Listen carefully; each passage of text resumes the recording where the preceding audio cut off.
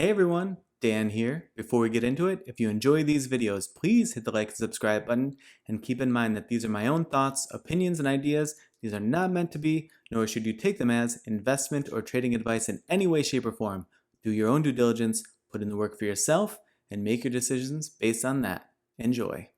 All right, folks, here we're after market close on Thursday, August 10th. We're going to take a look at Palantir today.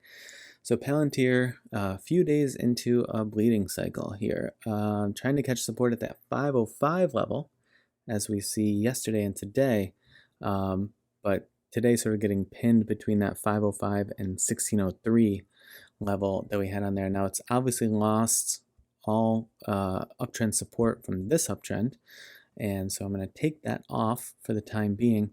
One thing that I'll just note with my sort of gray lines here would be this gap that's here.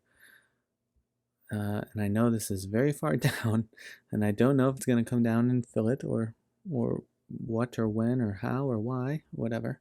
But I'm just going to note it. So if we get into that territory, it's there, and we already have it sort of in place. I'm wondering if there's even a tiny gap here. I don't quite think so. High there was 1029, low here was 1039. So maybe, I don't know if that's enough to really compel it, but the power of price action compels you. So here's where we are. I mean, we had so many levels in here that obviously we're not sort of struggling for levels at the moment. There's plenty going on, and if you zoom in on the 10 minute, I mean, today this action was, really just sort of choppy and, like I said, pinned between that 1505 and that 1603. But yesterday obviously came into the market, could not hold to save its life. That 1696 level came down and had a few candles wrestling with this 1603 level, but pretty quickly shoved off down here toward 505, came within 3 pennies here after market close, gapped up pre-market today, filled that before the market opened, and then couldn't even get a run at 1603 here, and like I said, just sort of had a relatively sideways day there today. So we'll see, but I don't know that there's a lot of additional levels that we need to throw in here yet. There are some that look like they could be taking shape, like right around here, 1563. Not super strong, but if it gets, I would say more here, 1564, okay. But not super strong, but if it, puts in another sort of bit of price action around that level, I would consider maybe putting something in there just so we don't have that sort of dollar space between 1505 and 1603. At least we get sort of a 50-cent-ish level.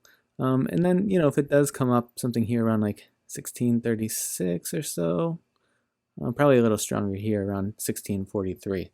So we'll see if the price action continues to kind of flutter around in this range, but it's been moving so significantly most days recently that these levels that are $1 or so apart have seemed to serve fine. Hopping over here to Thinkorswim, oh, how things have changed. So we were talking previously about the time that it was spending out of the channel here, and then it drew down toward the center line.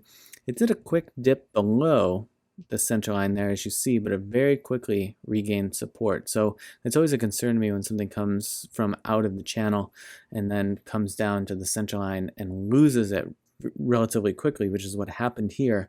But, it then immediately reversed course and caught support. So here, most recently it was out of the channel, came down, and then you see sort of the difference in this price action, right? It came down, descending into the midline, and then here, instead of reversing course pretty quickly, it really just sort of, put a fine point on that downtrend that it was entering into.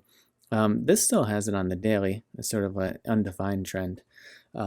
So, we'll see what happens there, but it's certainly stretching the bottom of the channel at the moment. Just like we saw it pop out of the top of the channel, can always extend through the bottom of the channel. And then we look for, hopefully at some point, it returning toward the midline in the channel.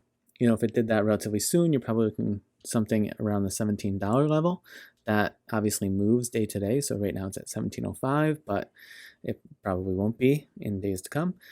And yeah, really just needs to decide if it's going to pop through the bottom here, touch support, try to rehold the center. It's a little bit unknown. Today on the TTM squeeze, nothing triggering yet. Still firing off of the last trigger, but it's indicating that's for a first bearish candle. It's a pretty strong candle in my opinion. So we'll see if that's going to continue to rise and be the case. Like we had talked about before, this bullish momentum was quite herky-jerky, and it was a little bit uncertain if it could hold it. Obviously it couldn't, but yeah, we'll have to continue to see. Down here, this cloud I believe is the 180 to 200 EMA cloud. Yeah, so so it has potentially support there too if it does continue to draw this channel down, but again, that will continue to move as well. But right now that's around the $12 level, so that would be quite a significant drop if it were to come down. RSI getting lower and lower, 41 at the moment, so the degree to which that also plays a role or a factor could be interesting as well. But in the channel, sitting low, we've seen it sitting low before, right? It doesn't necessarily mean it's going to do this, but we've seen that happen. That was the aftermath of all of this, many days, weeks, I guess, of triggering.